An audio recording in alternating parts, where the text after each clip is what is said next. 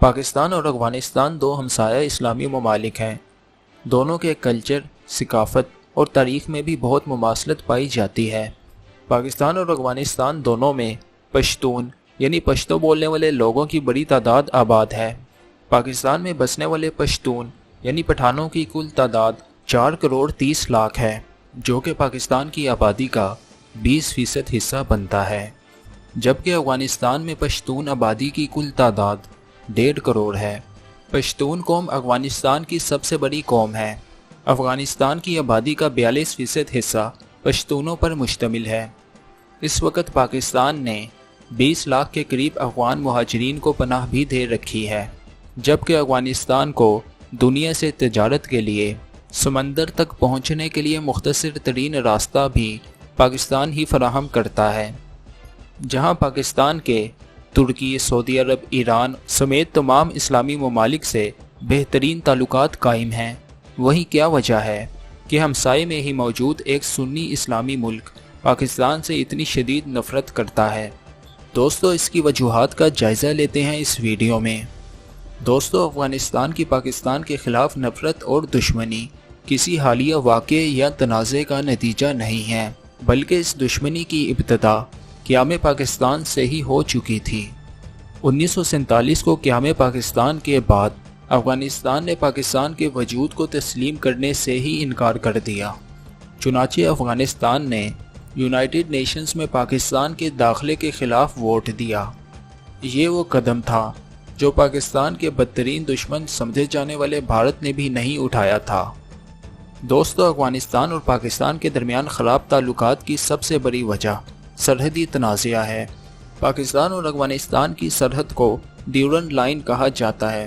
2670 kilometre طویل یہ سرحد 1893 کو انگریزوں اور افغانوں کے درمیان ایک سرحدی معاہدے کے تحت قائم کی گئی تھی۔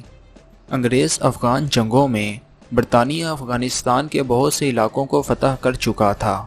چنانچہ اس سرحدی حد بندی معاہدے کے ذریعے یہ علاقے، جن میں موجودہ پاکستان کا صوبہ خیبر پختونخوا اور بلوچستان کے کچھ اضلاع جن میں کوئٹہ، کلات، سبی، پشین، ہرنائی شامل ہیں، برطانوی سلطنت کا حصہ تسلیم کر لیے گئے۔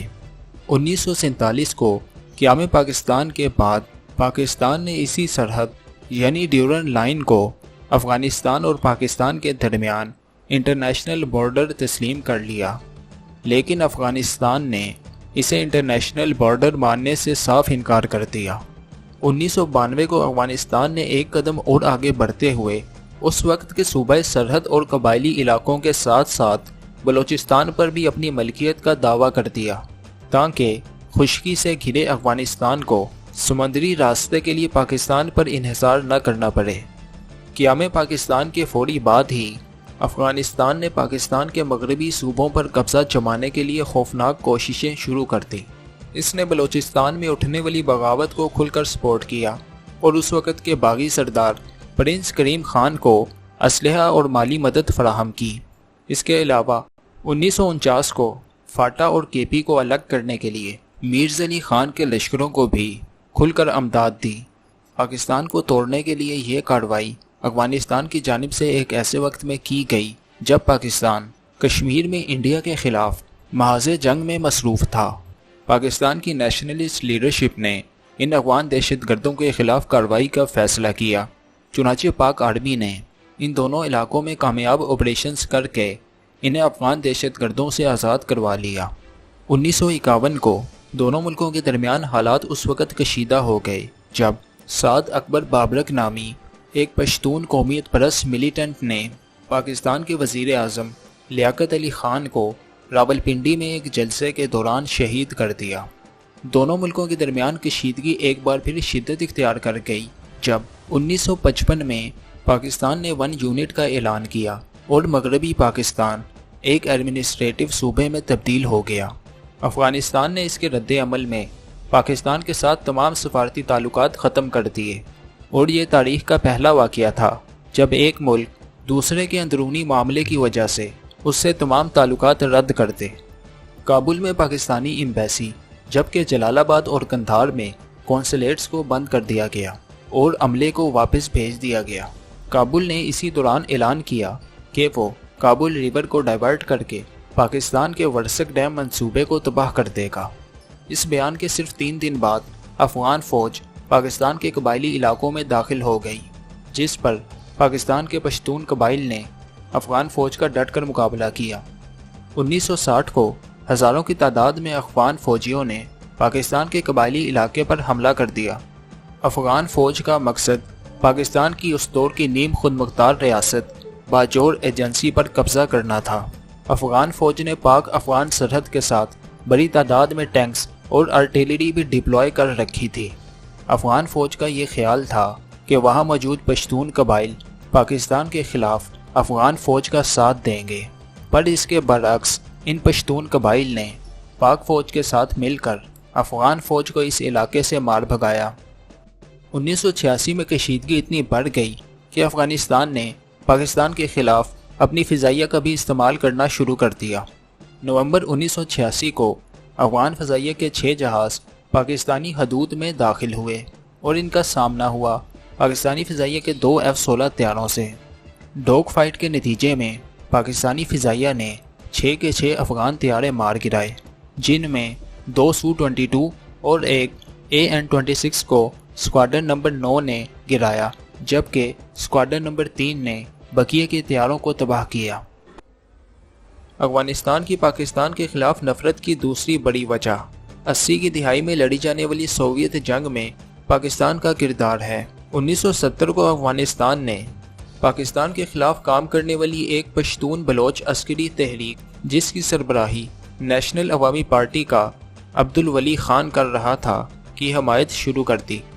جواب کے طور پر پاکستان نے افغانستان میں محمد داؤد خان کی سوویت روس کے زیر اثر ترقی پسند حکومت کے خلاف اسلامسٹ تحریکوں اور جہادسٹ موومنٹس کی سپورٹ شروع کر دی۔ پاکستان کے حمایت یافتہ ان لوگوں میں گلب الدین حکمت یار اور احمد شاہ مسعود، جو کہ دونوں جماعت اسلامی کے طلباء تھے، کے علاوہ حقانیز بھی شامل تھے۔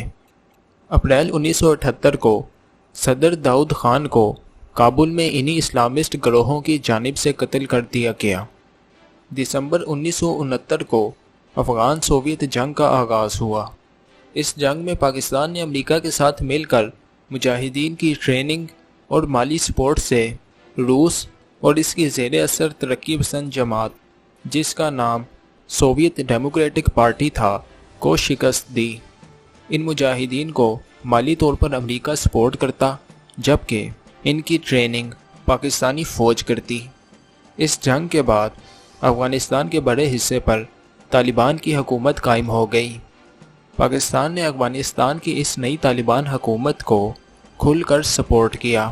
جب دنیا کے بیشتر ممالک نے اس طالبان حکومت کو افغانستان کی اصل حکومت تسلیم کرنے سے انکار کر دیا، پاکستان کے افغانستان کی اس نئی طالبان حکومت کے ساتھ اچھے تعلقات قائم رہے، لیکن اس طالبان حکومت کی جانب سے بھی ڈیورنڈ لائن پر پاکستان کے موقف کو تسلیم نہیں کیا گیا۔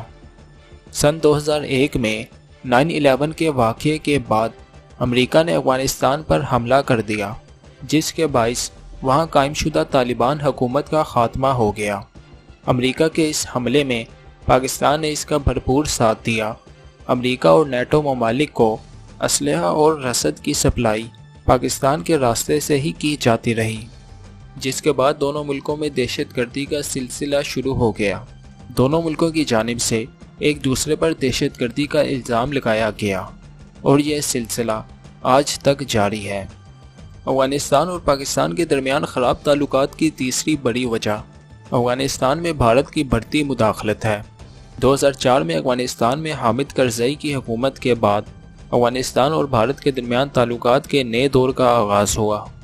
آج افغانستان کی کل $800 ملین کی ایکسپورٹس میں سے 56% ایکسپورٹس بھارت کو کی جاتی ہیں۔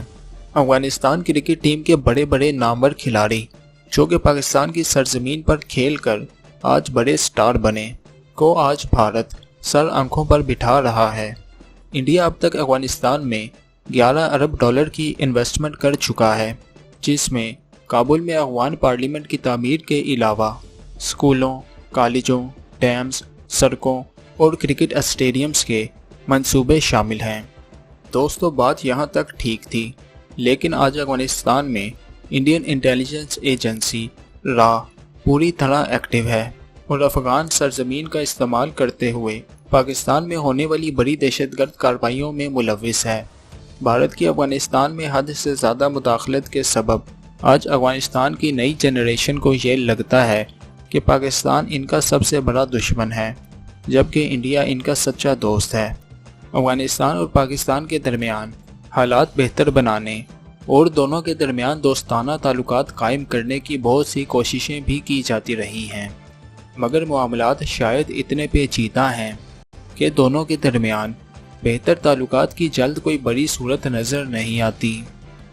दोस्तों, आपके नज़दीक क्या अफगानिस्तान और पाकिस्तान तमाम इख्तलाफात भुलाकर बरादराना इस्लामी ममालिक के तौर पर ताल्लुकात इस्तवार कर सकते हैं? कमेंट्स में अपनी राय का इजहार ज़रूर कीजिए। वीडियो को लाइक कीजिए और हमारे चैनल को सब्सक्राइब करना मत भूलिए।